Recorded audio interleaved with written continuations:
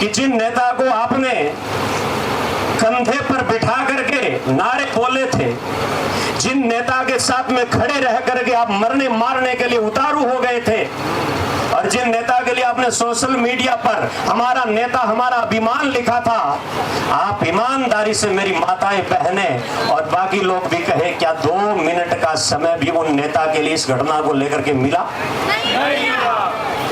भारत माता की, भारत माता की। लगता है अभी तो आपका बोलते बोलते गला भी सूख गया। सिस्टम आपकी खबर नहीं ले रहा है, हमारी खबर नहीं ले रहा है। नेता लोग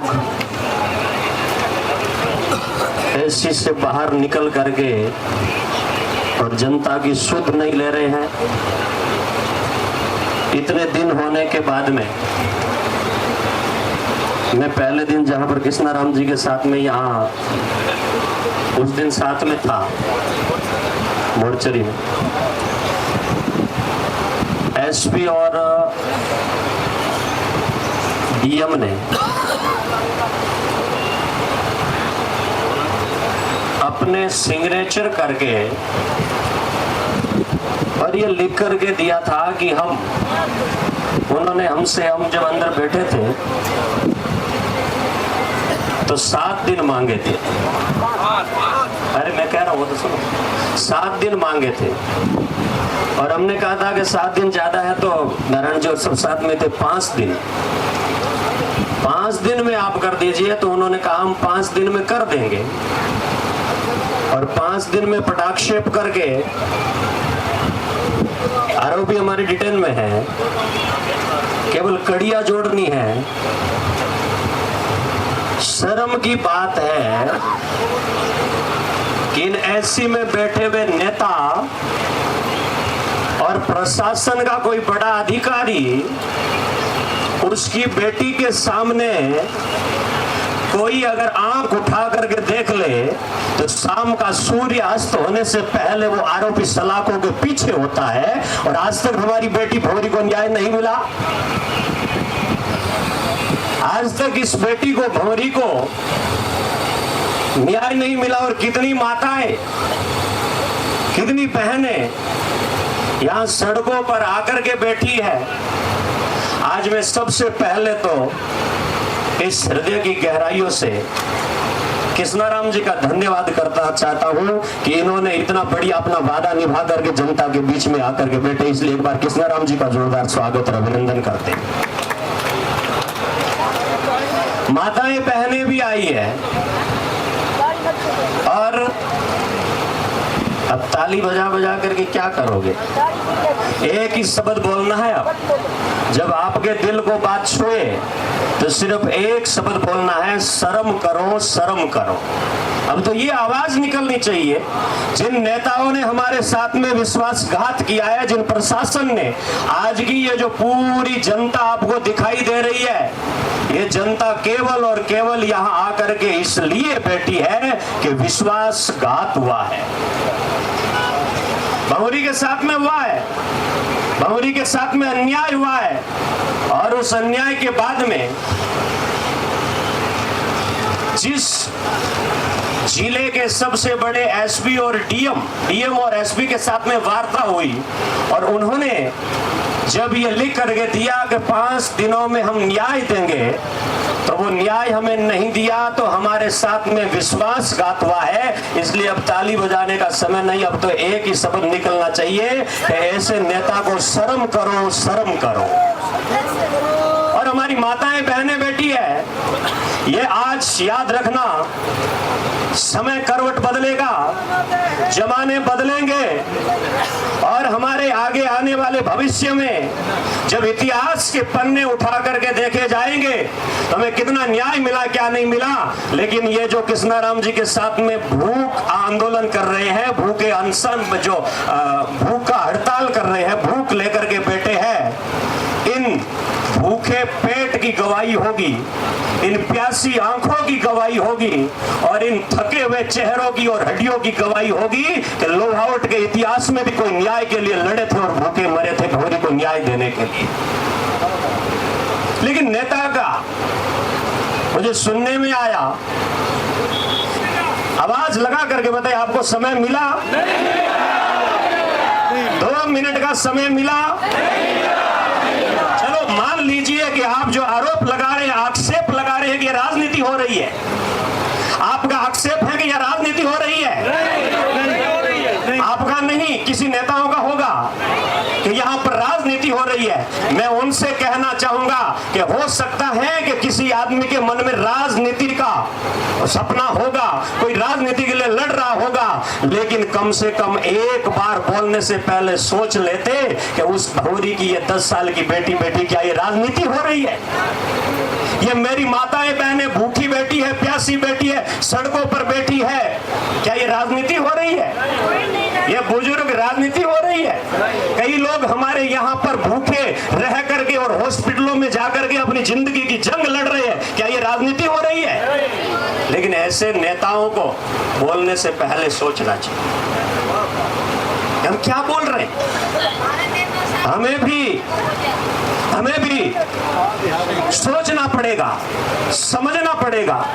और मैं आप लोगों से कहूंगा कि हमारी जो ये माताएं बहनें बैठी है, हल्के में मत लेना, बहुत दर्द की बात है, बहुत पीड़ा की बात है। छोटी बेटी की आंखों में आंसू है,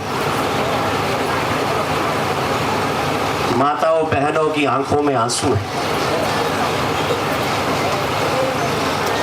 और एक बात कहूं, ये जितनी मेरी बहनें बैठी है, जितनी माताएं बैठी है, लोहावट की सड़कों पर बैठने का इनको कोई शौक नहीं। यहाँ लोहावट की सड़कों पर जितनी ये माताएं बैठी है, इनके घर में भी एसिया है, लेकिन ये सड़कों पर क्यों बैठी है? मैं कई मेरी बहनों को देख रहा हूँ, कई मेरी बेटियों को देख रहा हूँ, कई माताओं को देख रहा हूँ, आंखों में आंसू है, पीड़ा है, दर्द है। और जिन बेटियों के हाथों में किताब होनी चाहिए, जिन बेटियों के मुंह पर, जिन बेटियों के कंधों पर कॉलेज का बैग होना चाहिए, जिन हाथों में किताबें होनी चाहिए, पीठ पर कॉलेज का बैग होना चाहिए, वो बेटियां भी यहाँ बैठ करके और एक ही गुहार लगा रही हैं कि हमें न्याय चाहिए। और मेरे साधु संत, आदरणीय समाज के साधु संत बैठे हैं, और जिन साधु संतों के हाथ में माला होनी चाहिए और जिन साधु संतों के मुंह पर राम राम और विष्णु विष्णु का नाम होना चाहिए, उन साधुओं के मुंह से भी क्या आवाज निकल रही है? जिन साधुओं के मुंह में राम और विष्णु का, कृष्ण का नाम होना चाहिए, जोर से बताएं, उन साधुओं के मुंह से क्या निकल रहा है? उन साधुओं के मुंह से क्या निकल रहा है? जिन बेटियों के हाथ में तख्ती है, वो तख्ती क्या आवाज लगा रही है? जिन बेटियों के हाथ में किताबें होनी चाहिए, उन बेटियों के हाथ आज क्या मांग रहे हैं? जिन बुजुर्गों को हम बैठ करके आराम से सेवा करते थे और जिनके हाथ में हम चूरमा हलवा बना करके खिलाते थे, आज उन बूढ़े बुजुर्ग की हड्डियां भी क्या आवाज लगा रही है? शर्म करने की बात है। इतना समय होने के बाद में भी क्या सिस्टम फेल हो चुका है? क्या सरकारें थोड़ी भी जवाबदेही अपनी नहीं मानती हैं कि इस जनता जनार्दन की रक्षा करना मेरा परम कर्तव्य है?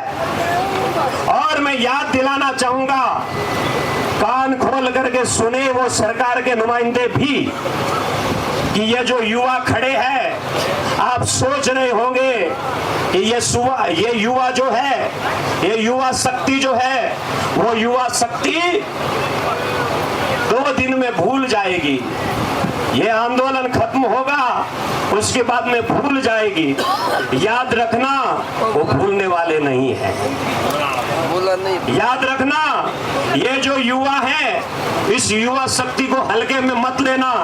ये कमजोरी मत समझना युवाओं की कि थोड़े देर के बाद में भूल जाते हैं। मैं याद दिलाना चाहूंगा कि ये वही युवा है जिन युवाओं के अंदर शहीद भगत सिंह का खून दौड़ रहा है। ये वही युवा है जिनमें चंद्रशेखर आजाद, राजगुरु, उनका खून दौड़ रहा है। और ये यही युवा है, वही युवा है जिन युवाओं ने अंग्रेजों को भी भारत से खदेड़ दिया था। इसलिए सावधान रहना, सचेत रहना, जागरूक रहना और समझना कि ये समय जो है वो समय इतिहास लिखने का है और इतिहास लिखा जाएगा। उस इतिहास में क्या लिखा जाएगा? आज इतने लोग, हजारों लोग सड़क पर है। मैं आप लोगों से निवेदन करूंगा, मेरे समाज के बंधुओं से निवेदन करूंगा, 36 कौम के साथियों से निवेदन करूंगा, बहन बेटियों से निवेदन करूंगा कि आप यहां धरने में आकर के और अपना फिजिकली अगर समर्थन दे सकते हैं तो दीजिए। ये नहीं कर सकते तो कम से कम माइंड से भला सोचिए, सोशल मीडिया पर अच्छा लिखिए, समर्थन करिए, क्योंकि ये समय जो है वो समय इतिहास लिखने का है। और ध्यान रखना, एक छोटी सी घटना बताता हूँ। एक जंगल में, पूरे जंगल में एक आग लग गई थी और जब आग लग गई तो उस आग लगने के कारण उस आग को बुझाने का हाथी भी प्रयास कर रहा है, मोर भी प्रयास कर रहा है, इतने में एक छोटी सी चिड़िया भी बूंद लेकर के प्रयास कर रही है। तब हाथी ने मखौल उड़ाया कि तेरी इस बूंद से क्या फर्क पड़ेगा? तब चिड़िया ने उत्तर दिया कि मेरी बूंद से फर्क पड़े कि ना पड़े, लेकिन आग लगी है तो मेरा नाम जो है इतिहास में आग बुझाने वालों में आएगा, आग लगाने वालों में नहीं आएगा। इसलिए हमें समर्थन करना है, सहयोग करना है और प्रयास करना है कि हम लोग किस प्रकार से इस भंवरी को न्याय दिला सकते हैं। और भंवरी को न्याय दिलाने के लिए हमें लड़ना है, लड़ रहे हैं। जो लोग लड़ नहीं सकते, अपन तो लड़ रहे हैं, उनका सहयोग करो और सब लोग मिल करके सहयोग करेंगे तो एक दिन भंवरी को न्याय मिलेगा।